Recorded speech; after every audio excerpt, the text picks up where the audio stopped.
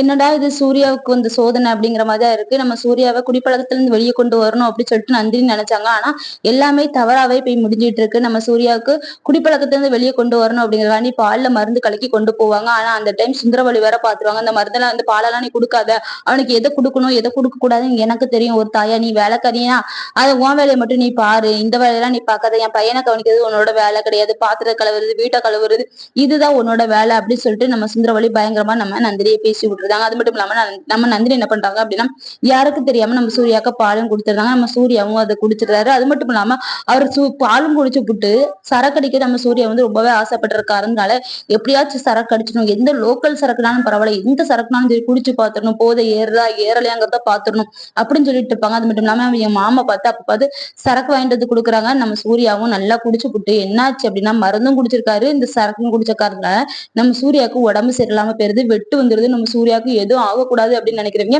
மறக்காம கமெண்ட் பாக்ஸ்ல கமெண்ட் பண்ணுங்க. அது மட்டும் இல்லாம நம்ம நந்தினி வந்து ரொம்பவே பயந்து போயிடுறாங்க. ஐயோ சூர்யாவுக்கு என்னாச்சுன்னு தெரியலையே, நம்ம அப்படி மருந்து வேற கொடுத்துட்டோம், சரக்கு வேற அடிச்சு விட்டாங்க, அதனாலதான் இந்த மாதிரி பிரச்சனை ஆயிடுச்சோம் அப்படின்னு சொல்லிட்டு நம்ம நந்தினி ரொம்பவே பயப்பட்டுட்டு இருக்காங்க. ஆனா நம்ம சுந்தரவழி நம்ம நந்தினி கிட்ட தான் கத்த போறாங்க, நீ என் பையனுக்கு பால்ல என்னத்தை கலந்து கொடுத்த தெரியல அப்படின்னு சொல்லிட்டு நம்ம நந்தினி கிட்ட தான் சண்டை போட போறாங்க அப்படிங்கிற மாதிரி எனக்கு தோணுது. உங்களுக்கு என்ன தோணுது அப்படிங்கறத மறக்காம கமெண்ட் பாக்ஸ்ல கமெண்ட் பண்ணுங்க ஃப்ரெண்ட்ஸ்.